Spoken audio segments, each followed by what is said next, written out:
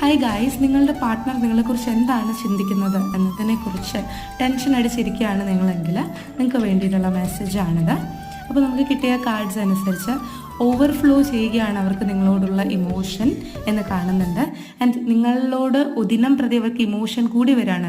സത്യത്തിൽ ചിലപ്പോൾ തുടക്കത്തിൽ യാതൊരു ഇമോഷനും ഇല്ലായിരുന്ന വ്യക്തിയായിരിക്കാം, പക്ഷേ നിരന്തരം നിങ്ങളുടെ കാര്യങ്ങൾ തന്നെ ആലോചിച്ച് അയാൾ അറിയാതെ തന്നെ അയാളുടെ ഉള്ളിൽ നിങ്ങൾക്ക് വേണ്ടി ഒരു അറ്റാച്ച്മെൻറ്റും നിങ്ങളുടെ റിലേഷൻഷിപ്പിന് വേണ്ടി ഒരു ഹോപ്പും ഒരു എക്സൈറ്റ്മെൻറ്റും വരുന്നതായിട്ട് തന്നെ അത് കാണുന്നുണ്ട്. ആൻഡ് പതിയെ നിങ്ങൾ രണ്ടുപേരും അറിയാതെ നിങ്ങളുടെ റിലേഷൻഷിപ്പിൽ ഒരു നല്ല അടിത്തറ ബിൽഡ് ആവുന്നതായിട്ട് കാണുന്നുണ്ട്. ആൻഡ് അത് ഭാവിയിൽ ഒരു ലോങ് ലാസ്റ്റിംഗ് റിലേഷൻഷിപ്പിന് കാരണമാക്കുമെന്നും കാണുന്നുണ്ട്.